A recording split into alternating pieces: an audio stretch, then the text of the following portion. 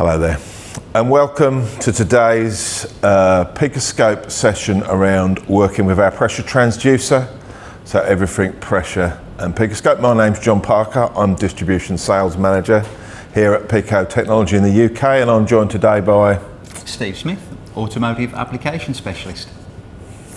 So sit back, relax and enjoy this presentation, everything pressure. Okay, let's make a start on our presentation around pressure testing with Pico WPS 500. So this is what we're going to run through today.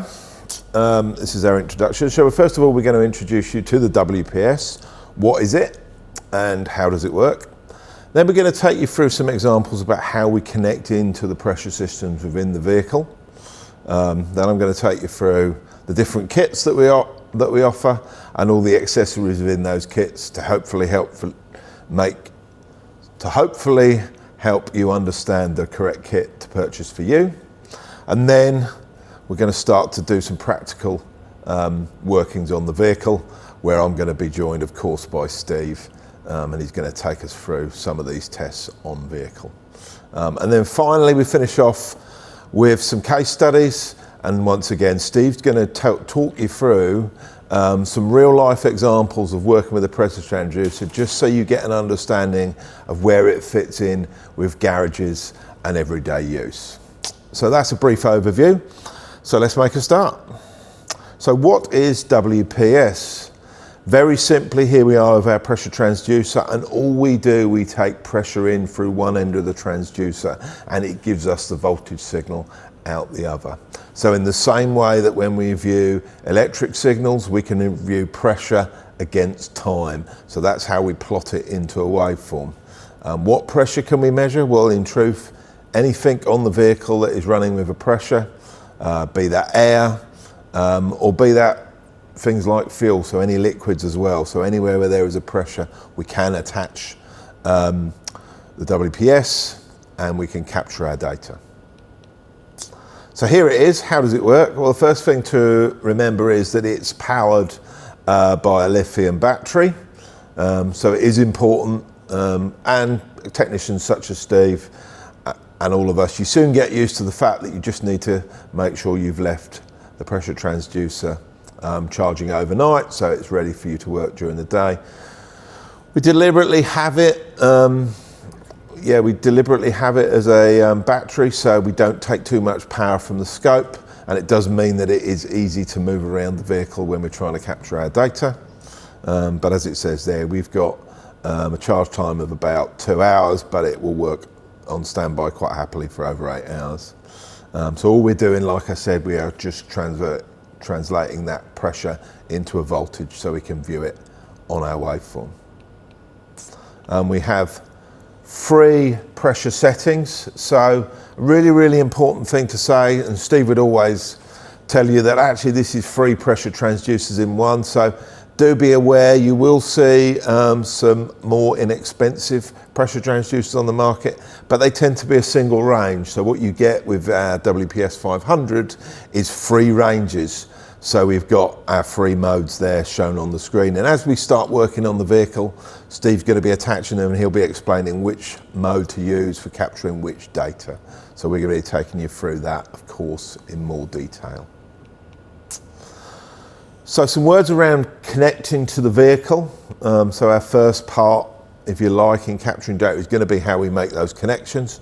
And our pressure transducer kits come with a range of ways. And here we've got there, so we are in the left-hand picture.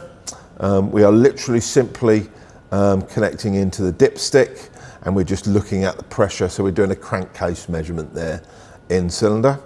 And then on the right-hand side, just giving you an example of how we might connect into a fuel line. So we've got a various range of adapters and also our sight block, and Steve's going to be running some tests later where he'll show you the sight block in action, but it's a really nice visual way of understanding what's happening within the fuel systems as well. I'm just going to play this short part of the animation, and this is looking at running compression, but again just giving you an example of how do we connect in to a vehicle system. So in the same way that you'll be using gauges in the workshop all the time, we are going to connect in. In this case, we're connecting in through the spark plug. We've got our standard hose there, and we've got various spark plug adapters in the kits. And there you can see we are building our waveform, and it is simply pressure against time.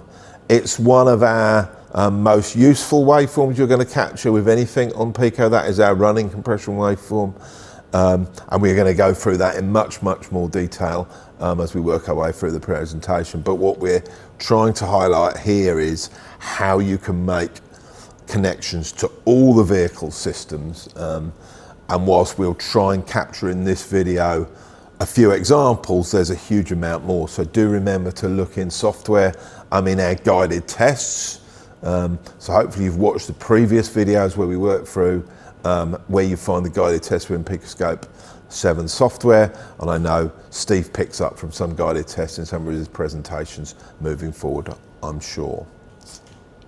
Okay, so let's just have a quick look through our WPS kits and accessories. You can view all of this information online on our website, so that's www.picoauto.com. Also now you can download our app onto your smartphone or tablet. So please do that, because that's a really great way to look through our kits and what's available in each of the kits. But we have two main WPS kits: our standard WPS kit, which is there pictured on the left, and our maxi kit. And effectively all the maxi kit is a build up, so we have some extra connections that we can make using our pressure transducer. So just to take you through the base kit, the WPS, what we tend to call standard kit, but it is just the WPS kit. So we've got obviously the pressure transducer included in there as the central point, and then we've got a range of ways of connecting into vehicle systems.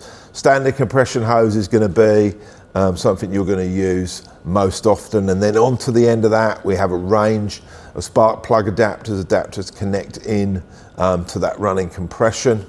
And again, if you're familiar, and I'm sure a lot of you are, of using gauges, if you're used to using gauges, the principle is very much the same, but the data we're capturing is so much more valuable, because of course we are seeing it on the screen, we're capturing that pressure against time, and of course we can save it. So what you see with a pressure gauge, it's lost once you close the system down, whereas with us we can capture the data, hold on to it, save and store it to show your customers, and of course to keep on record for the future. And then we've got a range of fuel hoses that come in the standard kit, so we can start to connect into the fuel, as well as the exhaust adapter. The first test we're going to look at today on vehicle is looking at that exhaust adapter. We call it the exhaust adapter or exhaust hook. And then obviously there's a charging cable, so that is how we charge the cables. That's a standard USB connection to charge the battery up. And then we have our BNC to BNC cable. So we have a quick coupler, again just to make connections right through to our bleed hose. So the second test that Steve's going to be looking at today is going to be back leakage, so diesel back leakage. And again, so we're using the bleed hose to actually run fuel through the pressure transducers. Like I said, we can use the pressure transducer through, of course, air, but we can also use it looking at fuel. And then finally, the vacuum adapter. So a nice range of adapters and a fairly inexpensive start, and we would consider certainly the WPS kit as an essential tool to add in to your standard Picoscope kit. It's going to be a tool that you're going to use in the workshop every day, and if you think about using gauges and how much and how useful they are, you will certainly find the WPS 500 certainly equally, but probably more useful, particularly in view of the fact that you can save and store the information and the waveforms that you've gathered. So then moving up to the maxi kit, it's a slightly larger investment, but it does really allow you to connect in to a lot more vehicle systems. So we have the fuel hose taps, and again Steve's going to run you through working on fuel systems, and vacuum taps. We have adapter kit A, and adapter kit B in there, and that effectively allows you, so if you've got adapter kits that you use for gauges, so for instance diesel glow plug or oil systems adapters, those two adapter kits, adapter A and adapter B, will allow you to get on most of the kind of more industry standard kits that you've probably already got in the workshop. So a lot of this is about utilising tools that you've already got in your toolbox ready, and allowing you to capture data from those systems. And we also have within the Maxi kit, we do add in some extra spark plug adapters as well for those perhaps more unusual sizes that you might find useful. So have a look at both. You can see them, like I said, on our websites, that is Pico Auto, as well as on the app, and you can go through the detail there. We also do a range of other WPS accessories. So we have a sight block kit. So like I said earlier, really, really important. We can start to see fuel working through the systems. So if we do start to see perhaps some air in the system, you can see it really, really easy with the sight block. So it's a really nice addition to your diagnostic workstation, as well as diesel glow plug kits. So we do a way to actually connect in to the diesel systems. So like all things Pico, of course, this range will continue to grow, but that's the basis of it.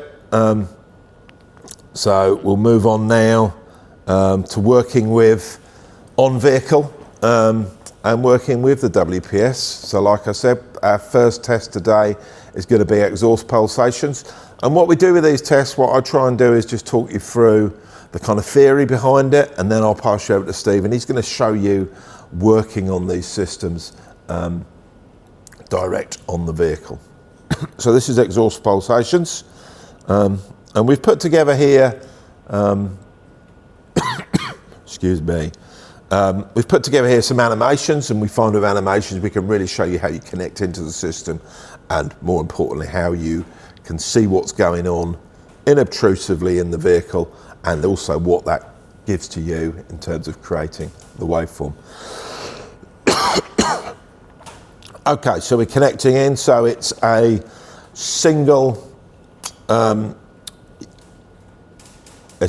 channel measurement. So as with all things with WPS, you do just let it cycle through and zero itself before you connect anything to the end, so it gets to atmospheric pressure. And then we've put that exhaust hook into the back of the exhaust, and we're going to start now to see a waveform. What we are looking for, if everything is working correctly, is a really, really nice, smooth and even wave.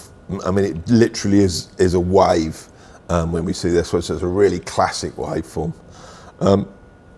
Just an example here, and I know Steve's going to do it live on vehicles, so you kind of get to see this twice.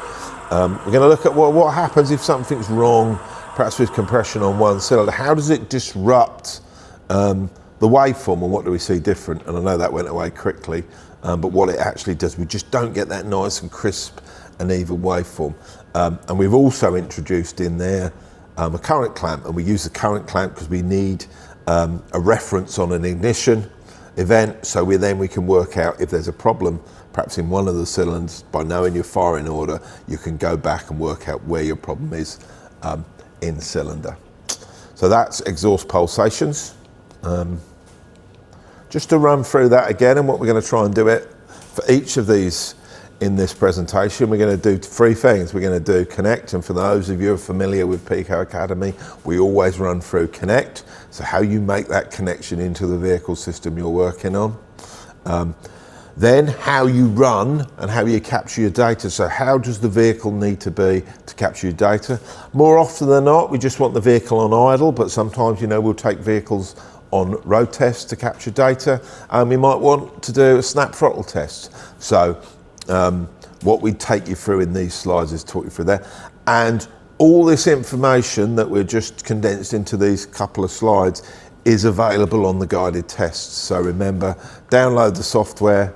If you're not already a Picoscope user, please download the software. You can download it for free, and you can look at all of the guided tests, and all the guided tests take you through this, how we connect, how we run, and more importantly, finally, how do we read how do we read the waveform that we've captured? So it's a little bit clearer on this slide, and I know Steve will use the zoom functions to show you even greater detail. That's what we call a waveform. I mean, that truly is an absolute wave, so a nice even flow. That is a good known waveform. And as with everything with Pico, how do we start to understand when things go wrong? Well, we have to understand what's a good waveform for that vehicle system, whether that's the electrical systems, whether that's the pressure systems. We have to understand how it should be when everything's operating correctly, and then when things go wrong, we will see a difference, we will see a disruption, and it's then starting to understand the disruption that can point you quicker and quicker into finding the problem. So that's just a little bit about exhaust pulsations. It's just enough from me for a short while. I'm just going to pass you over to Steve now, and he's going to show you this live on vehicle. Over to you, Steve. Thank you, John. Let's have a look at the practicalities of this measurement then, which is the pressure transducer inserted into the tailpipe. So we'll capture the pulsations and measure them, and then we'll synchronise those with the ignition pulses. So we'll have a current clamp around ignition coil pack number 1, and then we'll use the firing order to identify the pulses. So let's take a look at the connections. Picoscope connected to the laptop via USB cable. Channel A, that's our BNC to BNC lead, and that goes all the way underneath the vehicle to the pressure transducer inside the tailpipe. Channel B is our current clamp. Now that's going to go around our breakout leads. Now you'll see here we've used the Pico breakout leads to connect our ignition coil connector to the ignition coil pack, which is a perfect location then for us to get our ignition synchronization signal for cylinder 1 using the current clamp. So now looking at software and our setup for Picoscope, pressure transducer is connected to channel A. We go to the probes menu, WPS 500, and it's range 3. We want it on the smallest possible range. On channel B, we've got a current clamp. We're using BNC plus current clamp, so we connect, and the software is already set and configured for us. And we're going to opt for plus or minus 20 amp because of the current that will be pulled by the ignition coil. We've set up a trigger. The trigger, we've set it at 3 amp, and we're going to capture that. We'll actually use the falling edge here, so we'll have a nice clean falling edge on which to trigger for number 1 cylinder. Okay, so if you can start that up, John.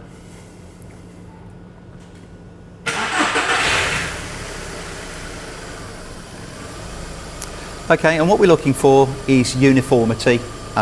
We want equal pulsations, equal contribution to exhaust gas pulsations from each cylinder. I think we've actually achieved that here. There's nothing wrong with this vehicle at present. If I use these rulers, we can capture the peaks and the troughs, and I'm quite happy that between each firing stroke for cylinder 1, everything is okay pulsation wise. What I'm going to do now is introduce a misfire, so a deliberate fault on cylinder 3, and we'll see how that manifests itself in the waveform.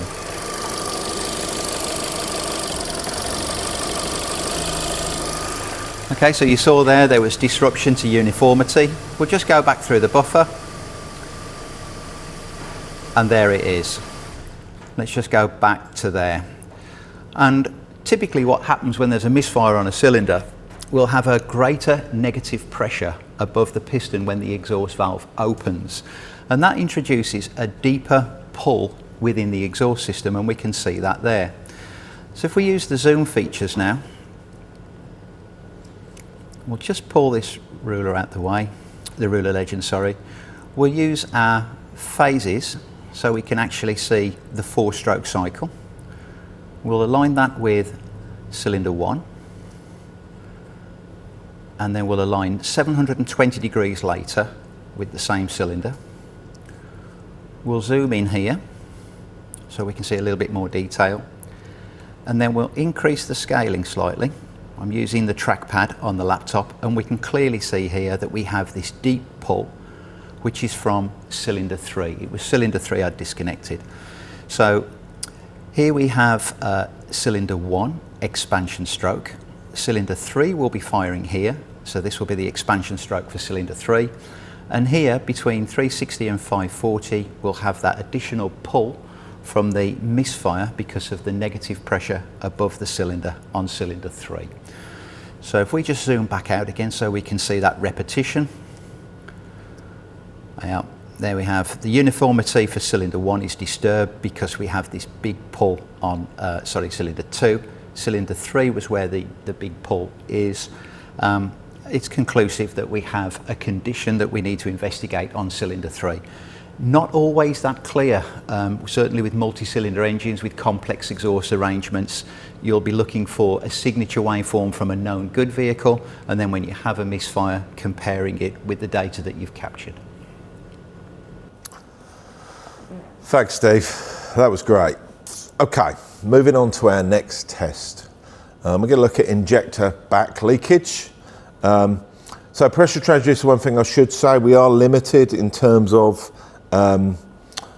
the pressure we can put through the system. So we can't do the high pressure on diesel, but we can do what Steve's going to show you now, injector back leakage. And once again, I'm just going to show you through the animation, and we're going to go through connect, run and read. So we're giving you an overview of how you work connecting to this system. Okay. Short animation. And it is a really nice way to see things. It's not always easy to see when we're working live on vehicle. So this is our diesel injector. Everything working correctly, sorry, I should say. So we're using 2 channels. The first one is our reference channel. So we're just using our current clamp on ignition event, just so we've got that reference on the waveform. And then we are connecting into the fuel. And remember, so we've got a cable tie around there, so we're allowing the fuel to run through the pressure transducer, and you'll notice at the bottom we've got a bottle collecting the fuel. So this is the same, you'll be used to seeing kind of spill bottles. You'll have done the same test with that. So we can do the same thing electronically. Again, what's the advantage? Yes, of course, you know, the spill bottles are really easy to see visually, but you can't really save it. Okay, you can take a picture, but for this, we're actually saving live data and we're seeing it, and we can look at the waveforms, we can zoom in and out, so we can analyze it much easier. And there's our standard waveform. These animations do run on a little quick, but what I should say, they are on our website, so if you look on our YouTube channel, so that's Pico Automotive, you can see all of these, and we run through each of the tests that we do on there. And here's an example. So what happens when things change, when something disrupts, as I said earlier, we will see a disruption in the waveform. We don't get quite such a crisp and even pattern. So it's the same as you would see in a spill bottle. You would see more fuel in one compared to the other ones, and we're just doing the same thing, but it's an electronic version. So we're just going to run through that connection once again. So like I said, it's a 2-channel capture. So we've got channel A is going to be our ignition reference.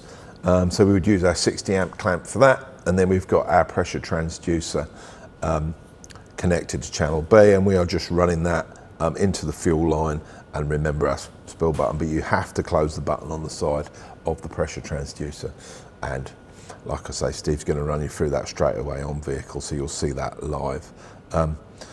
Once again, it's a test that we capture on idle, so you've just got to have the test running, and just to remember, a reminder that whenever we're capturing everything with Picoscope, we need Picoscope 7 software running before we can capture any data. So make sure the software is ready and running, turn the engine on, get it on idle, then we're going to start to capture the data we need.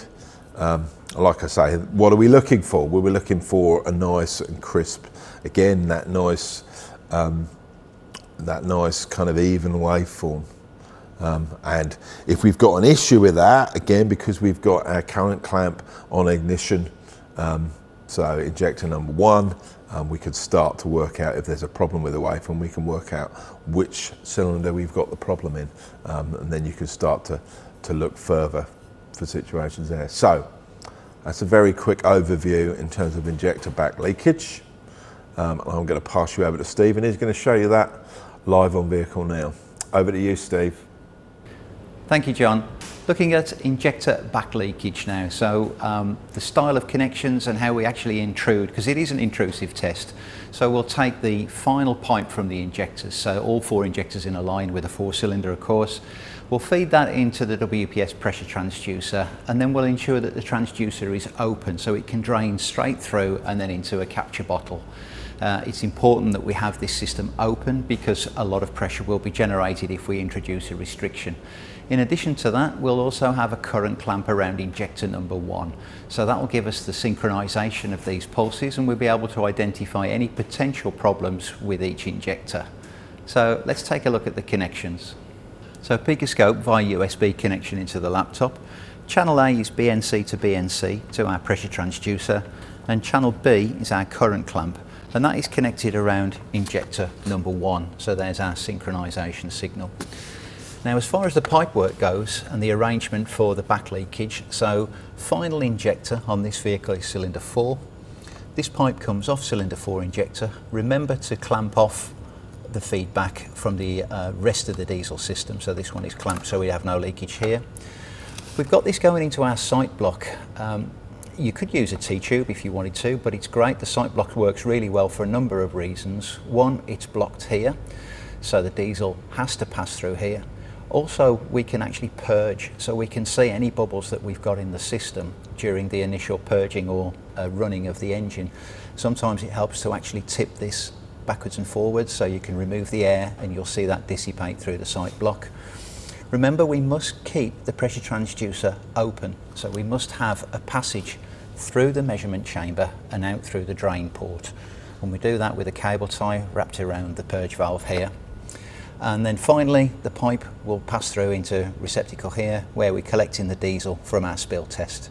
And as you can see, we've approximately 5.5 to 6 mil there from our test. So our software configuration for back leakage, we're using pressure transducer on channel A, and we've gone for range 2 because depending on the system, this pressure will start to increase. So range 2 plus or minus 690 millibar is fine for this vehicle. And then on channel B, we've got the current clamp, and that's wrapped around injector number 1.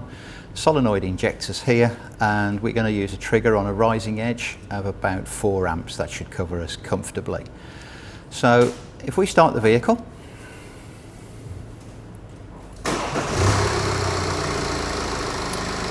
so there we'll see the pressure starting to rise. So if I just pull a ruler down, you'll see that pressure building, and we can also see formations of pulses.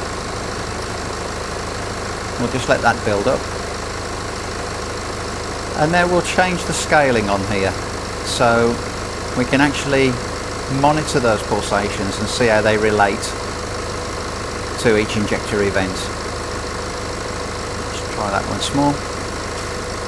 We'll go up to a factor of 5 and then pull there down. There we are. Okay, switch off, John. So once again, we're always looking for repetition and uniformity. So if we pull these rulers down here and just have a look at how each trough and each peak aligns. Yeah, so all in all, something slightly different here. Let's bring in the phase rulers so we can actually look at the 4-stroke cycle, and we'll align that with the final or the main injection event there on cylinder 1 and there as well. And we can attribute then these pulsations. So here we have a dip during injection event number 1, number 3, number 4 and number 2, and then a recovery. So these pulsations, I'm happy that they're even and that there's nothing that concerns me at this point. So the next stage would be to free rev the engine, and if need be, a road test as well, so we can actually try this on the road and see what happens under excessive pressure, whether we can actually get a different value or indication that one injector is leaking back excessively under full load. Thanks, Steve, that's great. Just a reminder here, so I've just put up on the screen and all of these links, there are a few links as we run through today's presentation, and we will put them, they're all down there in the bottom if you look at the description below in YouTube. You can click on all the links.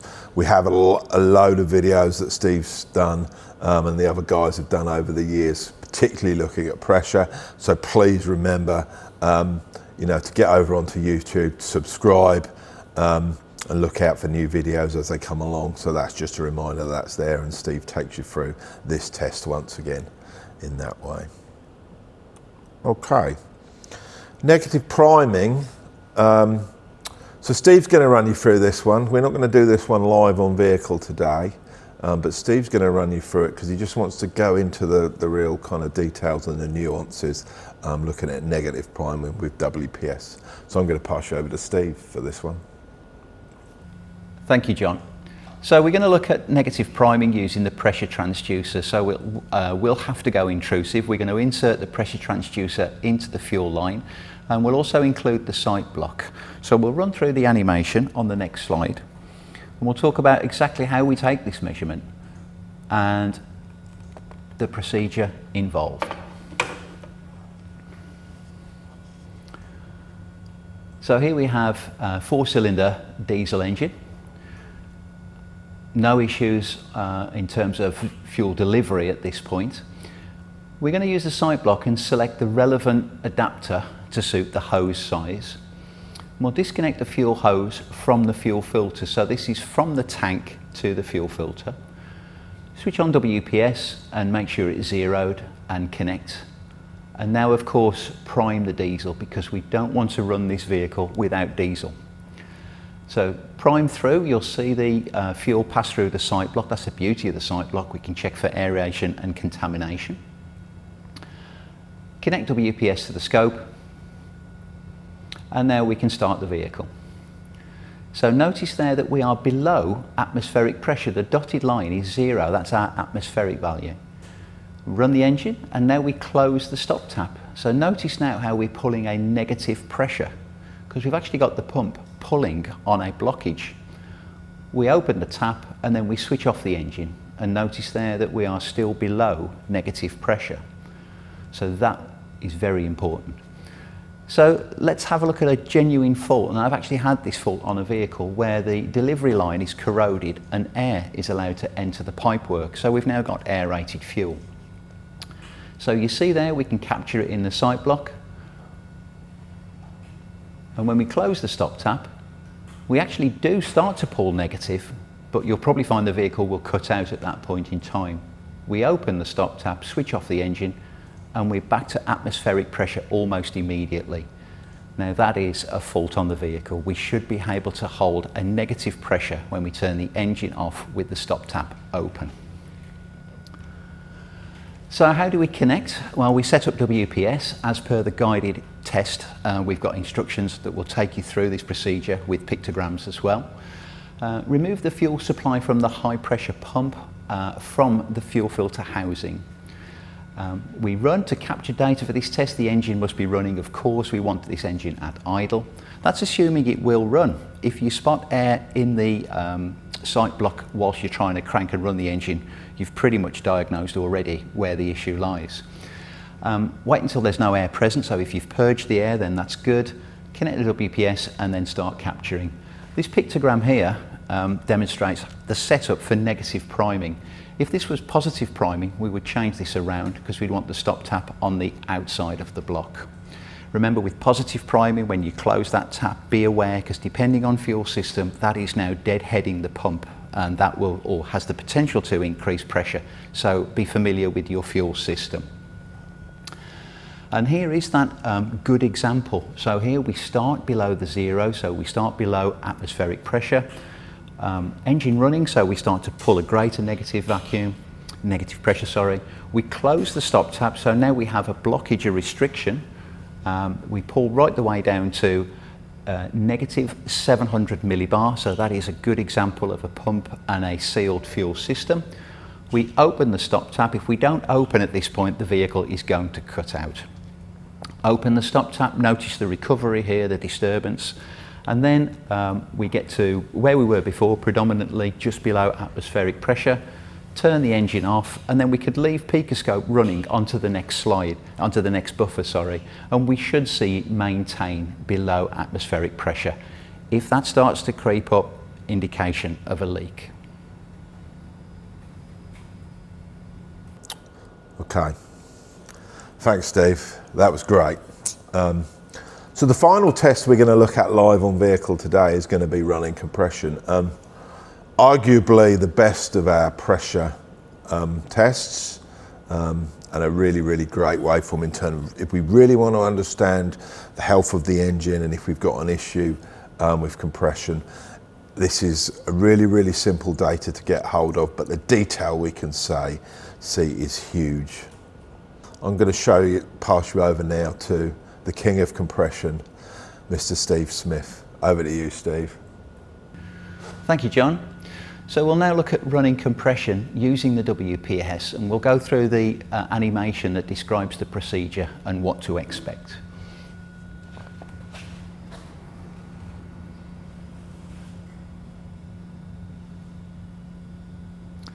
So we have a 4-cylinder engine, and we're going to look at in-cylinder measurement, and it's cylinder 1 that we're choosing here. So as you would for a conventional compression test, remove the spark plug. The difference here now is we're going to select an adapter that suits the spark plug. What we don't want to do is exceed the reach of the spark plug because we end up damaging the engine. So compression hose and the correct adapter into the cylinder. Switch on the pressure transducer. Make sure it's open to atmosphere, and that will 0, and now connect to the hose and connect to Pico scope.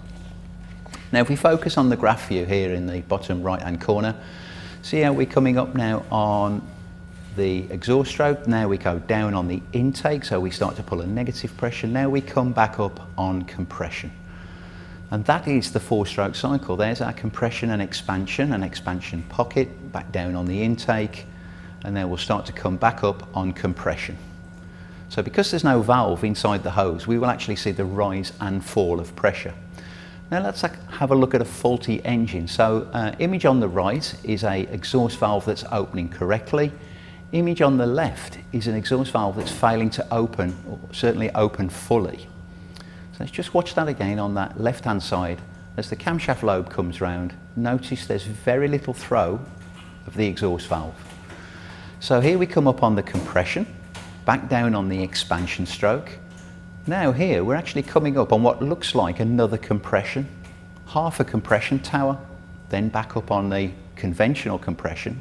There's a normal compression tower, symmetrical. On the exhaust stroke, we're generating almost as much pressure as we did on the compression stroke, and that repeats. So we can clearly see there we have a restriction or blockage in the exhaust during the exhaust stroke. Here we have an exceptionally contaminated filter such that we cannot draw air into this engine. So as we come back down on the, we go up on the compression, notice we're low on compression by comparison. We come now down on the intake stroke. Look how deep the intake stroke is by comparison to the expansion pocket there. And then a low compression. Remember, if we can't pull air in, we can't compress, so we end up with a low compression. A big deep intake pocket there, and then a very small or short compression. So revealing the 4-stroke cycle will help you to diagnose what area of the engine to concentrate on prior to dismantling, because we do our diagnosis before dismantle. So let's have a look at a case study, and we actually saw this event. This is a true event that we saw in the animation. Let's have a look at it closer view. So here we have our compression tower, which is symmetrical. Notice we've got this rounded expansion pocket here. There is no clearly defined exhaust valve open event. And then during the 180 to 360, where our piston is coming up on the exhaust stroke, we're actually generating what looks to be another compression. This is about 7 bar. If you look, that is exactly half a compression tower. And now at this point here, there is a sudden dramatic drop down during the intake event, and this is the intake valve opening. So this customer complaint was engine runs uneven, there was a popping via the intake. Well, as we can see here, we are generating this compression stroke in effect during the exhaust stroke, and when we open the inlet valve that 7 bar has to go back into the intake. That would be the popping that the customer can hear. So we do have uneven running engine, popping via the intake, a diagnosis before dismantling. Now the beauty of this is, this style of fault you would not detect with a compression gauge, because if you put your compression gauge into the engine, you will have peak pressure. We just build and build and build on compression strokes. So this clearly would get missed without using a pressure transducer. Okay, moving on to another one. This is a case study. This is an engine non-start. So same procedure again, pressure transducer into the cylinder. What I want you to focus on is this area here. This is the exhaust valve open event, which is typically around about 150, 160 degrees before bottom dead center. We can see it's actually shifted over. Our exhaust valve open event is retarded. Notice here at this point, way after the 360, we're starting to pull on a negative pressure here. We're starting to drop below atmospheric. What's happening here? We've got the late closing or the retarded closing of the exhaust valve. Both valves are closed momentarily, so we start to pull a negative pressure because we are coming back down on the intake stroke. Then it shoots back up to near atmospheric because our inlet valve is opened. So this is totally retarded for both exhaust and inlet. And look how late we close the inlet valve. We are probably heading up toward 650, maybe a little bit longer, 650 degrees after TDC. It's going to be a very short compression stroke. It's remarkable that we do generate that pressure. What we can safely say here, both our exhaust and our inlet valve timing is retarded for this engine. And the fault with this, the engine was actually timed correctly, but the crankshaft had spun within the crankshaft pulley. So although the pegs and the timing alignment was correct, the crankshaft was allowed to turn independent of the pulley assemblies. So from a diagnostic point of view, non-intrusive or reasonably non-intrusive, conclusive data.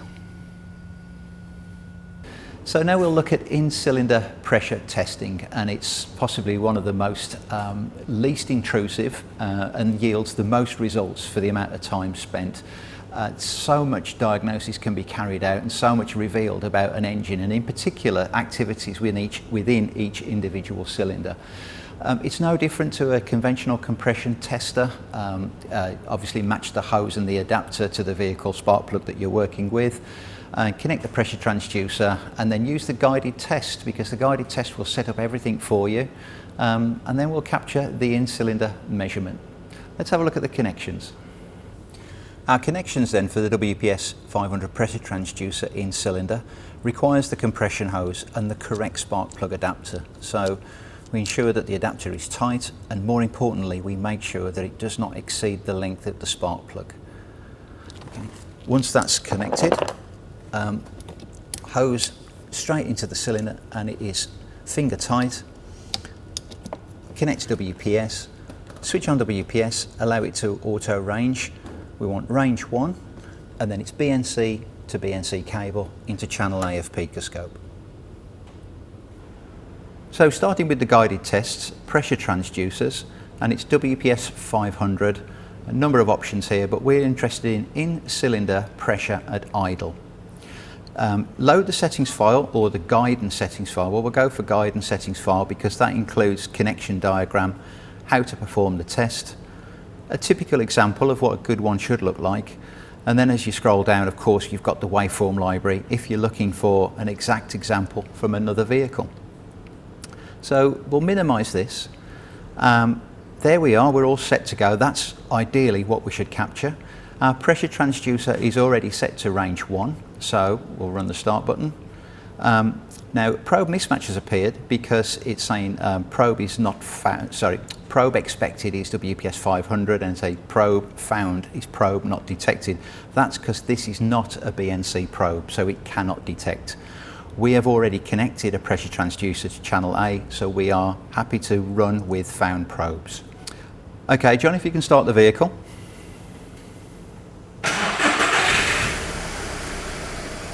So there we are, there's our pressure waveform, and immediately notice that we're actually over ranged. So we need to go up one range, and there we've captured our pressure peaks.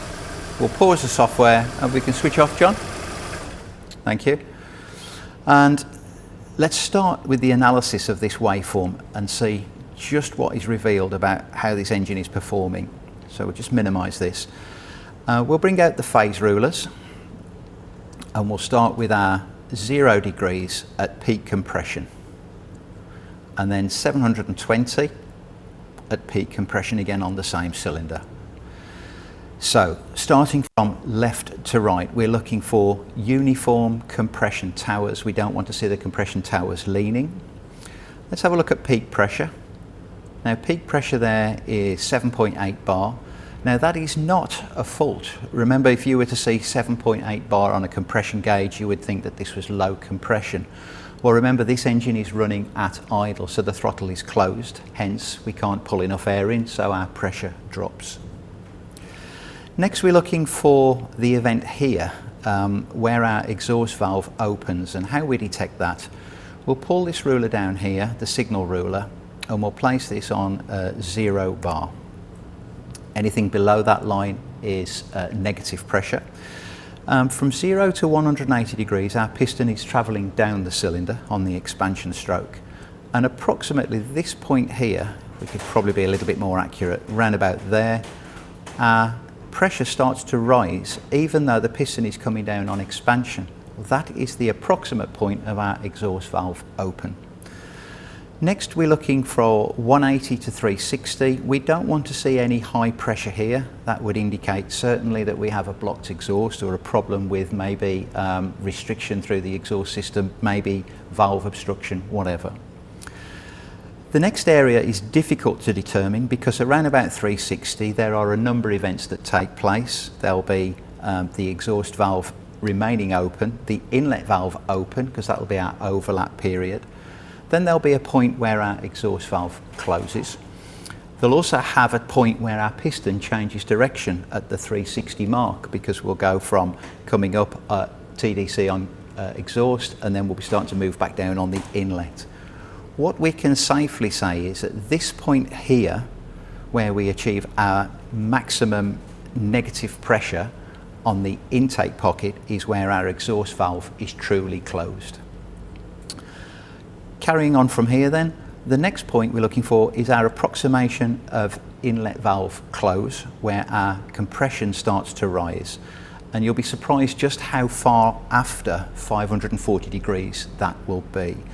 On this engine, approximately there, 601 degrees after TDC on compression, we close our inlet valve and then we start to build our compression peak ready for the next firing cycle. The waveform library is your get out of jail, if you like, for a comparison for a known good, and then you'll be able to overlay one with the other and determine whether there is a problem with this engine. It is possible to have a problem on one cylinder only in terms of valve timing, and yet all other cylinders be okay. This truly is a powerful tool. Thanks, Steve. That's great. Okay, so we're coming to the end of our presentation today. And I'm just going to take you through where to go and find some more information working with Pico. Of course, working with the pressure transducer, working on pressure, but also all the other things that you may well need to use Picoscope for every day in your workshop. So first of all, as we are talking about pressure, there is a series of videos on our YouTube channel. WPS, so if you look at playlist, we have a playlist for WPS, and you'll see in there it'll give you more examples than we've got time for today in terms of working, capturing with data, and more importantly understanding the waveforms that you see, and also looking out for what goes wrong. So when waveforms are disrupted, what has been the cause to that, because of course that's where the real skid is. So like I said, go on YouTube and remember to subscribe. I mentioned it earlier, we also have a Picoscope app, so there's some training on there and some good case studies as well. We've put a couple of case studies on there looking at pressure, so download it now, available for, like I said, smartphone or for tablet, works well on both. And just a reminder, so we have got a YouTube channel, so it's Pico Automotive, but also we have a forum, so we have a very active forum on our website, so you just go Pico Auto and then click into the forum. Become a member, you create your own username and password on there, and just to remind you that if you've got a username and password on our forum, it's the same that you will use for the waveform library. We haven't talked specifically about the waveform library in this presentation, but it's a really huge source of information. So if you want to know what a good known waveform is, particularly around the vehicle that you're working on, well worth getting on the waveform library. Reminder that the waveform library, like I said, you need your forum login, but you also need to be online, and it's one of the only things you need to have Picoscope connected to gain access to. Well over 7,000 waveforms now. And then there's some essential links here. So that's the link, and like I said, they're all listed below on this YouTube video. So if you go onto our website, go onto products and just click on pressure sensors, you can go in there and find all the information about the different kits and all the accessories within those kits. There's also a section in our auto website, which is a library. So we've got a whole library of information. Particularly useful in there would be our A to Z, and our A to Z talks you through the jargon, if you like, of Picoscope, but also diagnostics. So it's a really useful source of information. As well as in there's a huge range of case studies. And the case studies are really important because you can start to then envision how you fit Picoscope diagnostics and also Picoscope pressure diagnostics into problems that you see every day within the workshop. So please take some time to look at the case study section in the library there. And you can filter that down, so you can just look for pressure case studies, so you can start to see how you would use the pressure transducer within the workshop. Reminder that if you haven't already downloaded the software, go to Pico Auto Downloads, download our latest version of Picoscope 7. It's a really, really powerful tool, and you can download it for free. If you haven't yet purchased Picoscope and you're just watching this because you're interested, you know you need it for the workshop, but you really don't know where to start, please download the software now for free. You can run it in demo mode, and you can start to understand how you're going to use Picoscope in your workshop. And of course, all of those guided tests, I know we've been talking about it a lot through today's presentation, but all the guided tests are also in there in the software. So a huge amount, wealth of information for you to pick up on and build your own knowledge and understanding. And then there's some links there for YouTube. So our playlist around WPS and pressure, and a couple more there as well. And that link there for support is for support if you have an issue with the tool, or if you need some help from us, analysing data. Please have a look on there, and all the connections, all the details of how to contact Pico are within that section as well. Okay, so we come to the end of our presentation today. Finally, we're just going to talk a little bit about Pico Planet. In August of 21, the IPCC, and if you're not aware of what the IPCC is, that is the International Planet on Climate Change, and this is 600 of the top scientists from around the world who get together and they try and present to politicians the situation with climate change. At Pico, we've long since understood that we can no longer continue to burn carbon at the rate that we are, and we take that seriously. So we've spent the last 3 years actually trying to understand our full carbon footprint as a business. So it's everything we do operationally in terms of building the product, as well as how we work, how we ship goods, how we run our buildings, everything that we do within the building. So we've got a really, really good understanding of our carbon footprint. And you join us here in the UK only a week after we've seen 40-degree temperatures in the UK for the first time in history. So I think everybody can see that things are changing, and we all have a responsibility, no matter how big or small our business is, to reduce our greenhouse gas emissions. That IPCC report shows us that it's quite clear now we have to reduce all of our global greenhouse gas emissions by 50% by 2030. So, you know, we're now getting towards the end of 2022. We don't have long to make a big change. And as a business, we are committed to doing that. So here are our targets. So we'll be net zero carbon by the end of this year, and that means that we understand now fully what our carbon footprint is, and you can view all of this. We have a Pico Planet page on our website, so we now understand what it is. We will start to offset at the end of the year all the greenhouse gas emissions we've made. We are then working towards zero landfill, so we won't be sending items to the landfill, so that involves us looking all the way back through the supply chain and trying to reduce the amount of excess, particularly packaging, that we create in the supply process. Making big changes in the way we do business travel, so we are switching much more of our meetings away from face-to-face, from distribution sales managers like myself travelling around the world and visiting with customers. We do a vast majority of that online. Of course, we have to travel sometimes, but we make sure we do that as responsibly as we can. When we need to visit trade shows, for example, where, you know, it's an opportunity to meet many people from all over the world, so rather than us create lots of separate flights going to different countries, we meet in one central location. That does indeed reduce our greenhouse gas emissions, and where we do have to take those decisions to fly, we of course will offset that as part of our net zero carbon commitment.